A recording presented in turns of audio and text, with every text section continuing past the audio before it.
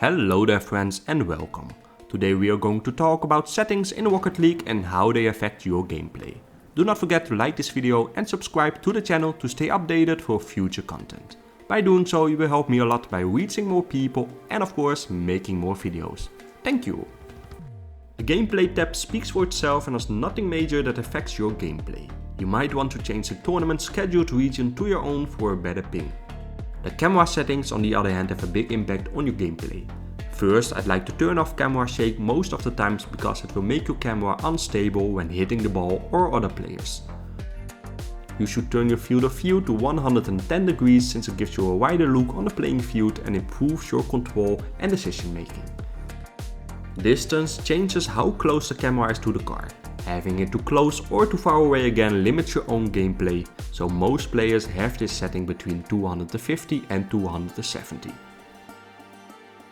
Height does the same as distance but on the y-axis. The ideal height would be around 100 to give you a good coordination. Angle changes the angle of the camera onto your car.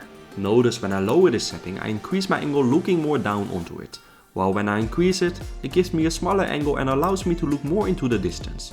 I find -3 the best to use.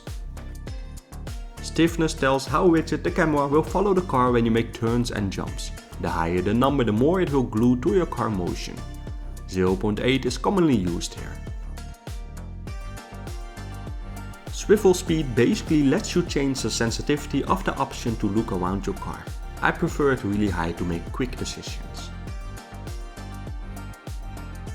Transition speeds is the speed that changes your camera from ball cam to car cam. I also prefer this really fast to make decision making easier.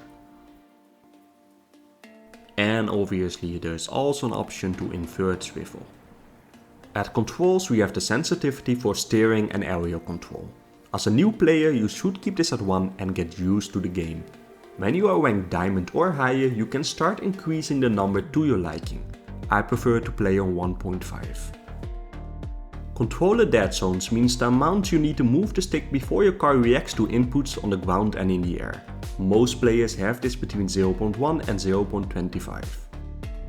Dodge dead zone says how much you must move the stick before it recognizes your second jump as a flip. 0.6 is commonly used here. The binds of your controller or keyboard are all up to you. I personally bound my boost to L1, power slide to R1 and directional arrow left and right to square and circle. I suggest binding the directional arrow buttons early on to get used to them while playing the game. The interface is all a personal preference which does not really affect your gameplay. One thing that might be interesting is increasing the nameplate scale to make players more visible. And we arrived at the video settings. I prefer performance over quality. When you get better at the game, you will notice how performance is a world of difference.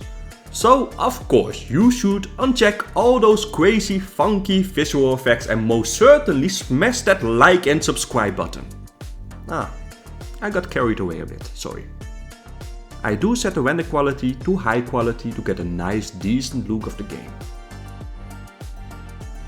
The frames per second should be as high as your computer can handle. If you play on a console, you are limited to your console specs. The audio tab is once again all up to you. I prefer to have it all really low or even turned off.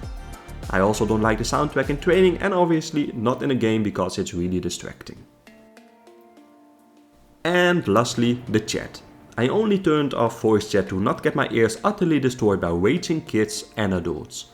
Welcome to Rocket League. Did you find this video useful? Please help me out by liking the video and subscribing to the channel to stay updated on future content. I hope you enjoyed and see you next time.